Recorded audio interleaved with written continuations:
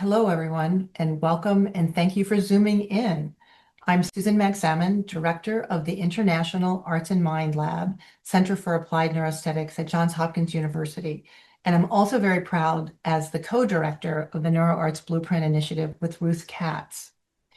The Blueprint is now in its 5th year in a partnership between Johns Hopkins and Aspen. But we are so excited to be here today with you. We have gathered to discuss the 2026 Renée Fleming Investigator Awards program. Today, we'll be talking about the application process, and we're here to answer any of your questions about how the process is going to work. To begin, we'll hear from Renée Fleming. Renée has established this award because she so strongly believes in the future of neuroarts and the great work that you're already doing. She already serves as a co-chair of the NeuroArts Blueprint, and as you may know, she is also one of the most highly acclaimed, if not the most highly acclaimed singers in the world. And it's really a privilege and an honor to work with her. In addition to her work with the NeuroArts Blueprint, Renée is also a global advocate and ambassador for the arts for health and well-being. And through her book, concerts, and conferences all around the globe, Renée shares the relationship between science and the arts through an amazing initiative called Music and the Mind. So please join me in welcoming Renée Fleming. Thank you, Susan. I'm so delighted that you've all joined us today, and I'm really thrilled to be with you. I established the NeuroArts Investigator Awards to bring together early career researchers with artists. The first 2 cohorts increased our understanding of how the arts and aesthetic experiences measurably impact the brain, body, and behavior. So these awards have 3 goals. Provide seed funding for early career researchers and artists to collaborate on neuroarts research. 2, identify and fill key gaps in neuroarts research. And 3, develop and support a new generation of neuroarts professionals. We want you to be the pipeline. And we hope you'll be inspired by today's call and apply for the next round of NeuroArts Investigator Awards. And now it's my pleasure to introduce Dr. Emmeline Edwards, Research Director for the NeuroArts Blueprint Initiative. Dr. Edwards will share the goals and application guidelines for this year's program. Welcome, Emmeline. Good afternoon, everyone. Thank you, Renée and Susan, for giving this introduction. I am currently the Director of Research for this program, and in that capacity, I manage the Renée Fleming Investigator Award program. And I'm going to be able to tell you a little more about the details of the application process. So there are some key dates that we definitely want you to pay attention to. The receipt date is February 3rd, 2026 by midnight. And those of you that are successful in getting the award, the award will be announced in April of 2026. I just want to take the opportunity to also mention that while the awards are announced in April, typically the funds are dispersed probably in June and July. So the grant period would actually vary between, July 2026 to July 2027 if you are completing your award in 12 months. And there's a possibility of a 6-month no-cost extension as well. And we can discuss this in a little more detail. Next slide, please. So just to reiterate what Susan and Renée have already mentioned, we just want to let you know that the neuroart field is really growing. It's an emerging field, and it's really the study of how the arts can measurably change your brain and your body, and how this knowledge can be translated into practices that advance health and well-being. Now, the mission of the NeuroArts Blueprint Initiative is to have the arts, and in all their forms, become part of mainstream medicine and public health. The purpose of the award is to support research that expands the evidence base of this emerging field and further the mission of the NeuroArts Blueprint. Next slide, please. Let's delve into who is eligible for this award? Just remember that each proposal must include at least 2 co-principal investigators, co-PIs. And the first partner is an early career researcher with an appointment at an academic or research institution who is engaged in a field of basic science related to neuroart. What do we mean by an early career researcher? This is someone that has completed their terminal research degree or postgraduate clinical training, whichever date is later, but that's within the past 10 years, and someone that has not previously been awarded a substantial National Institute of Health Independent Research Award, such as an R1 or an R1 equivalent. Just to expand a little bit, typically an NIH R1, the dollar amount varies between $250K to about $375K per year. The second co-PI for this award is an individual engaged in an art-based performance or other neuroart-related discipline. This individual may be, but not necessarily has to be, affiliated with an academic or research institution. They can simply be engaged independently in an art-based neuroart-related discipline or be affiliated with an art-based neuroart organization such as an art museum.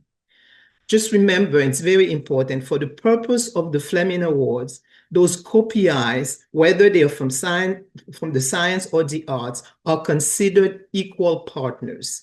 And the idea is for them to co-create this proposal. Next slide, please.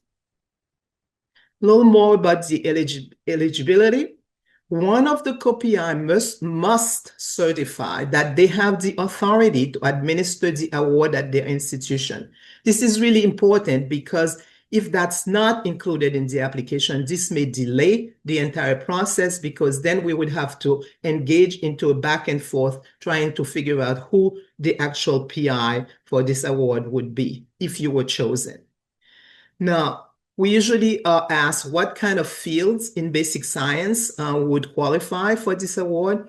It's really, number of areas, including neuroscience, cognitive science, psychology, public health, medical sciences such as neurology, complementary and integrative medicine, pediatrics, gerontology, and psychiatry, rehabilitation science, and others. And if you have specific questions, you can always contact us to verify whether the area would be of interest to us.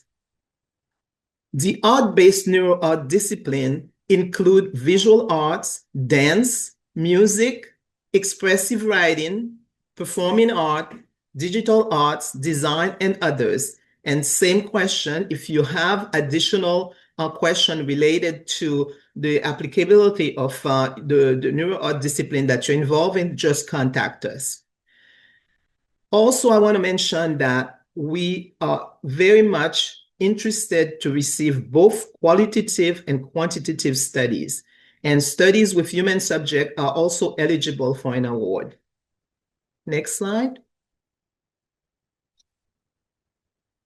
Sometimes we are asked the question, must an individual working in an art-based neuroart discipline also meet the criteria of an early career investigator as defined previously?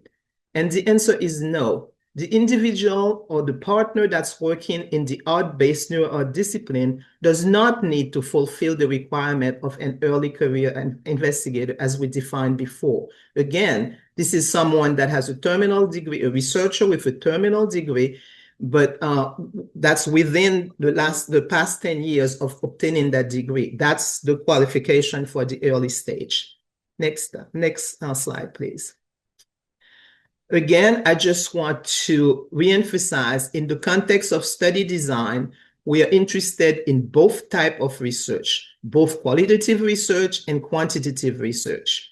And also, there is no specific requirement as to the number of people that are involved in the project that you're proposing.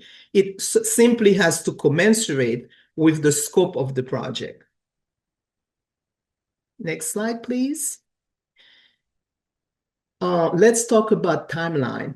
I mentioned earlier that the projects run between 12 to 18 months. And so when you design your proposal, you have to be realistic as what can be accomplished within that period of time. So every effort should be made to meet that time frame.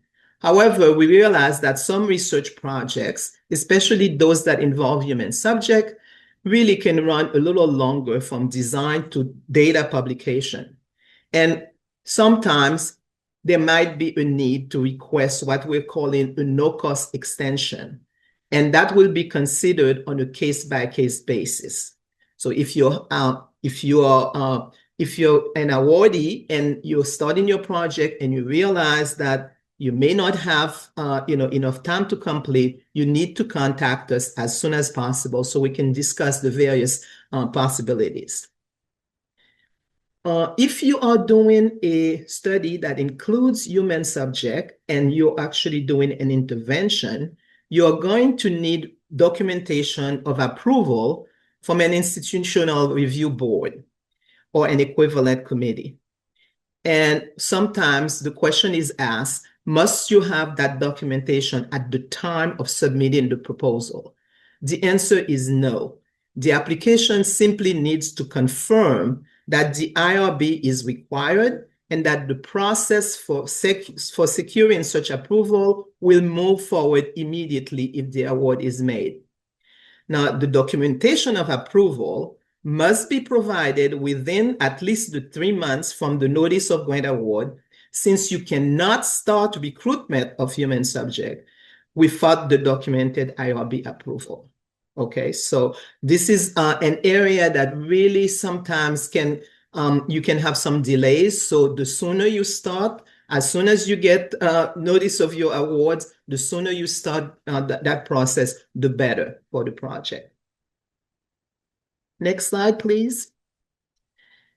So let's talk about who's going to administer the grant. Now, the question is, who can serve as the fiduciary agent for the award? There must be only one agent, such as a US-based academic or research institution, where one of the investigators has an appointment. In the case where both PIs have an appointment at different academic or research institution, they need to have an agreement within themselves as to which institution will serve as the fiduciary.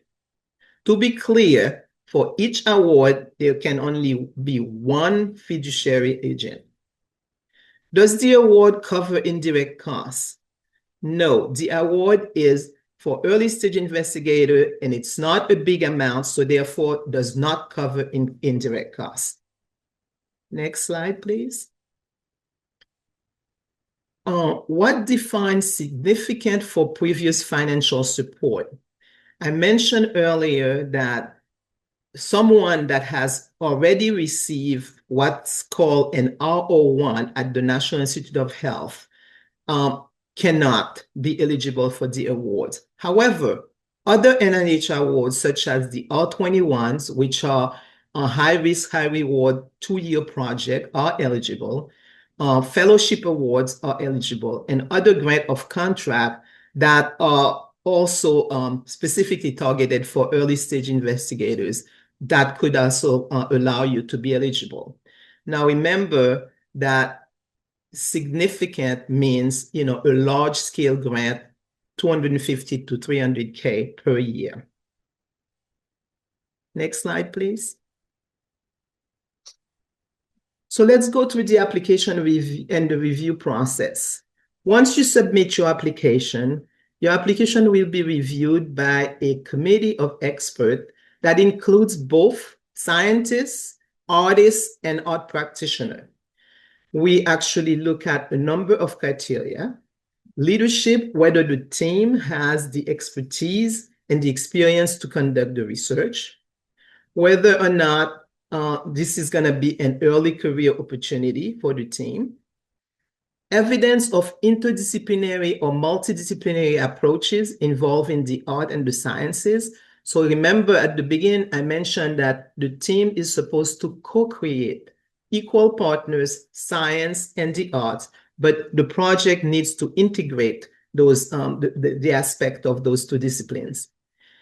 It's really important for the project to really advance the field. We really don't want to repeat the same type of studies that we've seen before. So that's going to be a criteria for, receiving the award. Innovation, timeliness, again, you have to be realistic. If you have a project that needs to be carried out for like 2 years or 3 years, that's not for this award. So again, you need to keep in mind the time frame that you'll need and propose something that's feasible during that time. Also, be mindful of the research team diversity involved, as many disciplines as is necessary. And finally, the project really needs to highlight what benefit the community as a whole will get from the research that's being carried. Next slide, please. So over the past 2 years, we have accumulated a set of answers and question Q&A that you have access to, but we are now happy to answer any question that you might have in the chat. Okay, hi everyone, this is Karen Alexander. I work on the Blueprint project, and I'm going to be reading the questions that we were not easily able to answer in the chat. The first one, I'll answer that one, sorry. The first question is, what if I am the early career researcher and the arts-based PI? Could my co-PI be someone in neuroscience who is more advanced in their career? No, that would not be possible because remember, we want the early stage investigator to be the researcher. We cannot have two scientists as co-PI. So the answer would be no. Okay, most of the questions have to do with eligibility, and I've tried to answer some of them. So I included in the chat the information about the fact that both co-PIs must be U.S. citizens or permanent residents or hold a green card. You may have non-U.S. citizens as part of the team, but both co-PIs, the artist and the researcher, must meet those U.S. requirements. But then there's a question about, what if an applicant is a full-time faculty position on an H-1B early career visa at a U.S. institution, and the artist is also a U.S. citizen? So does an H-1B early career visa with a faculty position count as being US based?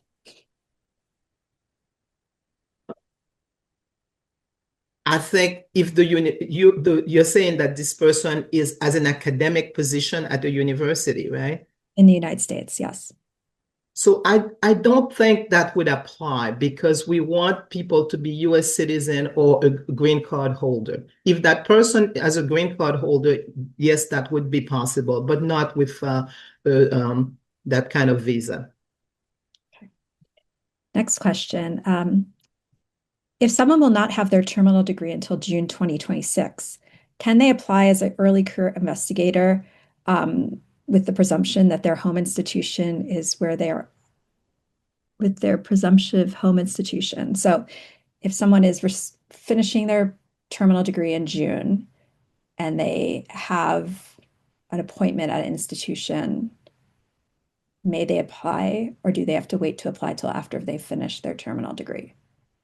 They need to have some documentation that actually demonstrate that they have a faculty appointment by the time that that the award would be starting. So if they can demonstrate that, yes, they can go ahead and apply. Great. What if the early career researcher has received a large grant as a co-PI, but not as the sole PI on a large grant? Are they eligible to apply for this? So are we talking about the researcher? Yes. Or okay. That will depend on the percent effort for that co-PI. So this would be a discussion that we would need to actually have a conversation with that person prior to application, because we need to get a little more information. Okay. There's a few questions I'm just going to answer because it's harder for me to type. The grant format is released. The application is on our website, which is linked in the chat. And there's also an FAQ that's on that website as well. So you can review both of those, Anna. Another question. I obtained my doctorate in 2015 and just transitioned to full-time academic faculty in 2025. Do I still meet the criteria for early career? Yes, you're within the 10 years. Right. Will there be more than one project awarded? Yes, we expect to award up to 10 grants. If we connect a researcher in the US to co-apply with us in New Zealand, would that be okay? I can answer that. If the US researcher is the co-PI early investigator, then yes, you could be on the team from a New Zealand researcher can be on the team of a US application, but they cannot be the co-PI. Can you speak a little more to research team diversity? So by that, we mean diversity of disciplines. So anything that can enrich the project, if you have an interdisciplinary team that includes, neuroscientists or, some, depending on the type of project, disciplines that actually are going to enhance the project. So if you're doing, a clinical study, obviously including a statistician would be appropriate. Someone with expertise in clinical study design would be appropriate. So it's really the concept of the different disciplines that are going to work together to enhance the success of the project. Okay, there are a few questions about whether an arts organization could get matched with a researcher, and I directed them to an online resource called the NeuroArts Resource Center. So, Alana, if you look in the chat, you'll see a link to the Resource Center. That is a global community where you could most likely connect with researchers. We can't do the matchmaking ourselves within the Blueprint team.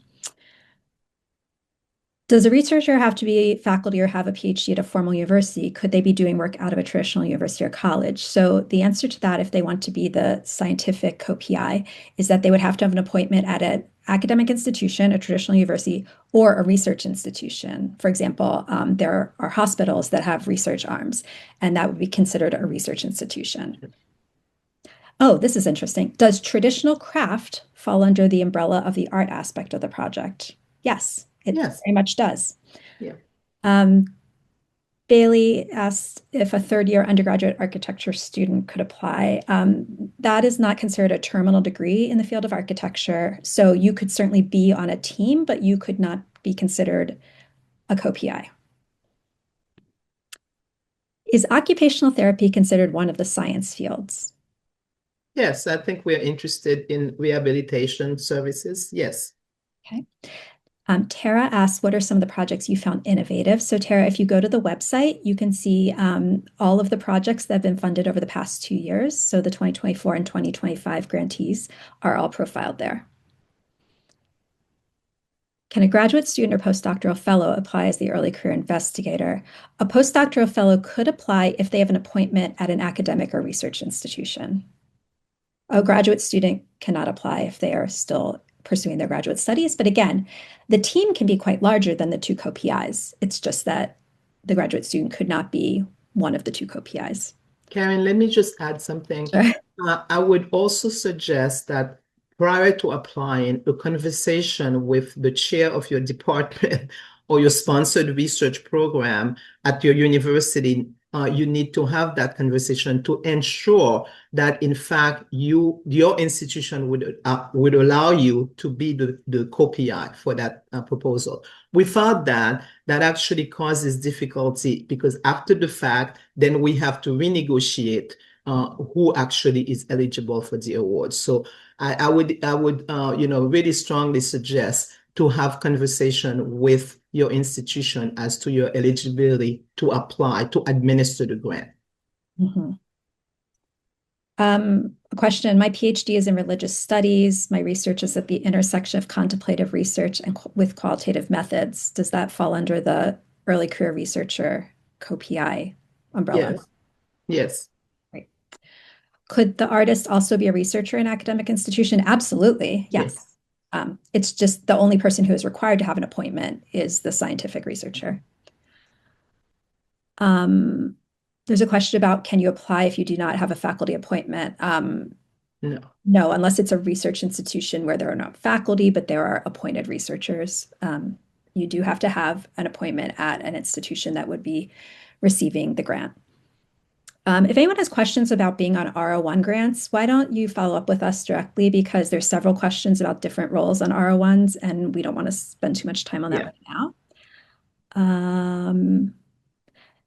Yes, there's a person who is a full-time instructor and dance artist with an MFA. You would certainly qualify as the artistic co-PI, provided you partnered with a person who has a research degree and an appointment at one of those institutions. Okay. R1. Oh, the question is, I am the academic in our proposed duo, but I'm not early career. However, my co-PI, the artist, is. Would we qualify? No. No. This grant is specifically designed to facilitate early career collaboration, and the researcher must be considered early career under our terms. What are the amounts we can apply for? You can apply for up to $25,000. How many people can or should be on a team, Dr. Edwards? Yeah, I covered this earlier, but really you have to think about there's really no magic number. It just has to be commensurated with the project.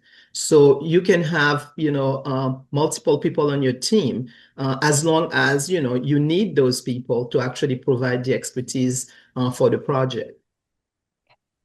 Anyone who joined late, the session is being recorded, so you'll be able to receive the link because you signed up for the webinar. So I'm not going to cover the questions for folks who came late. Can I apply for the grant if the artist is a U.S. citizen, but the researcher is not? No. The citizenship requirement or the green card status is required. Is mindfulness considered an art form? If it's coupled with, music or any other art form, yes. But again, that's a question that we might want to explore, offline. Is public health considered appropriate for this? Yes. Yes. Is writing or poetry considered an art form? Yes. Yeah. There's some questions about word limits and how many reviewers. We're not going to cover that right now, but we will certainly follow up. Is the grant submitted through the university with a signing official or from a co-PI directly? Through the institution. Mm-hmm. So the institution has to have a signature. The institution has to sign off physically with a signature on the application, but the PI will be the one actually submitting it through the website. Yes. Okay. I'm gonna keep going.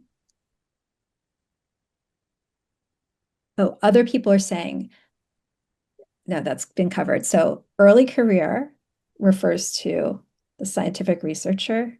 Does co-PI have to have full-time? Does the co-PI have to have a full-time appointment at an institution? No. They just have to be affiliated with, because they could be somebody that's affiliated with a museum, for example. Filmmaking, yes, filmmaking is an art form. Does it help if there are additional funders? We do not factor that into the review process. I'm a postdoctoral fellow. Can I disperse the funds from my advisor's lab? So who would be the PI? Would your institution allow you to be the PI? That is why I suggested that you actually have a conversation with your department. Yes. So that so that for a fact whether or not they are going to allow you to be the PI for this award. What about research at the Department of Veterans Affairs? Would they be able to apply? Yes.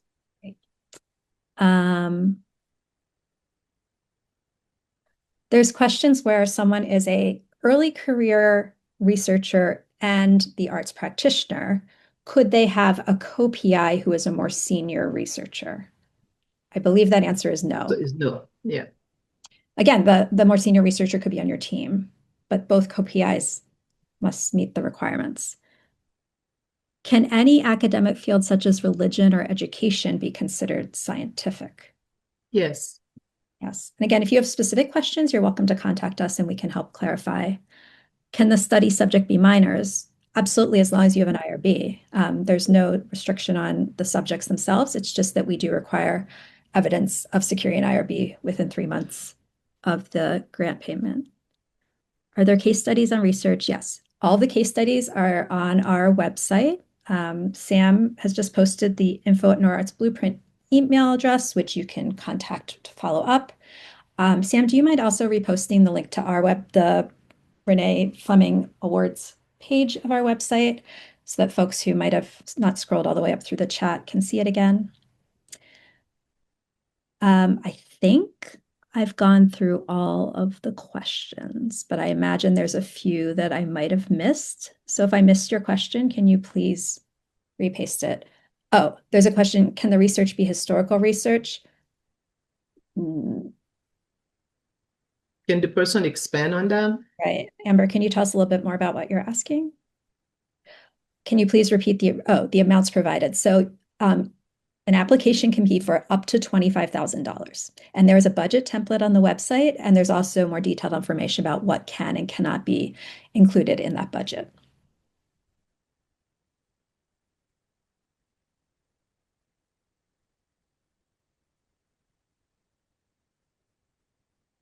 We're very excited about all the interest, by the way. I know I'm reading these quickly, but it's just because we want to make sure we can cover everyone's questions. Okay, okay, great. So I'm a computer scientist and an IT professional. I have received my master's in 2016. I'm also an artist and a wellness coach. Would I qualify? So if you are within 10 years of a terminal degree, but you would need to be affiliated with a US academic or research institution.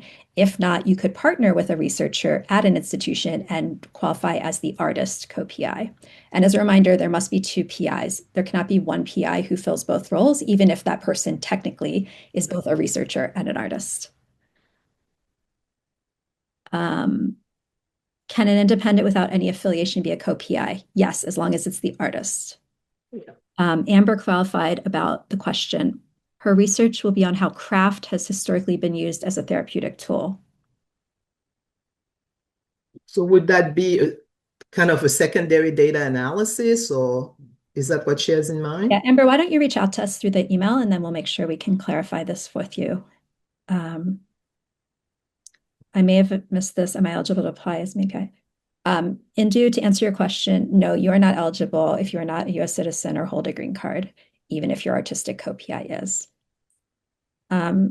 Catherine asked if we can link to the budget template. Sam, would you be able to put that in the chat for us?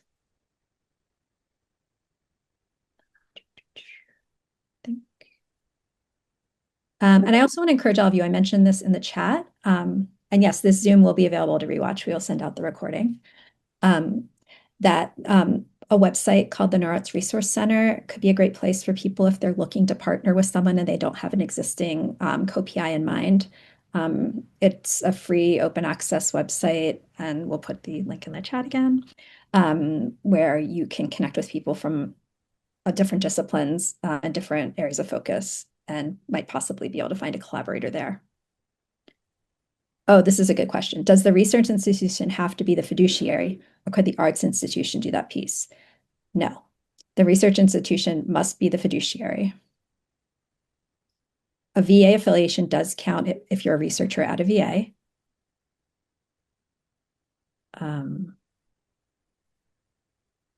To obtain the signature, do we save an application, then share the login information? I think that's whatever works best for you. We need it to be signed by your SO, whatever way works best for you. And if you're having difficulty with the physical signature, please email our email address and we can try to figure out a different way to get your documented signature in your application. Sam has now reposted the budget template, the link to the NeuroArts Resource Center. Oh, Catherine also found the template. Does anyone have any more questions at the moment? And we know this is a lot of information, and that's part of why the FAQ is on our website. We will be adding the responses that were kind of general to these questions as well to the FAQ online. The webinar will be sent out to everyone who registered, and it will also be made available through our newsletter. And if you have any additional questions that were not actually answered today, please feel free to contact us with specific, and we will provide the answers to you. Yes, Alejandra, I'd be happy to answer your questions about kind of the back end of how funding works across our institutions.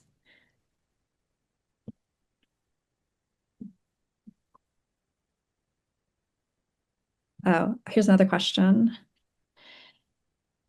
Could communication be considered scientific even though these fields wouldn't be measuring or displaying a physical or neurological impact? Because we said that religion or education might be considered scientific. As long as it's, you know, communication of science communication would be eligible. Right. And again, please feel free to follow up with us if you have a very specific question about your proposed idea. We would much rather speak with you and help you figure it out than have you work really hard on an application that wouldn't fit the criteria. Yeah, we would want to hear a little more about, you know, what you have in mind for the project. Can we request a Zoom session with any representative? We cannot have individual Zoom sessions, but we're happy to correspond with you via email. It's exciting that we get a lot of inquiries, so we wouldn't be able to offer Zoom sessions individually. Are these awards held every year?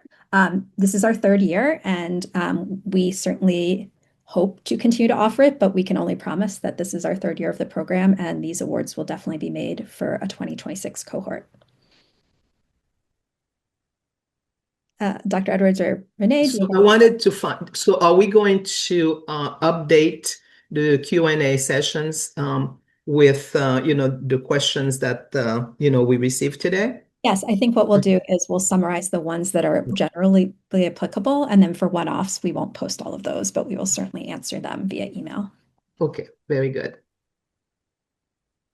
So I think if we don't have any more questions, I just wanted to thank you for your attendance. Thank you for your interest. And again, we're happy to help you answer any questions that you may have. And, you know, hope that you're successful in your applications. Thank you so much.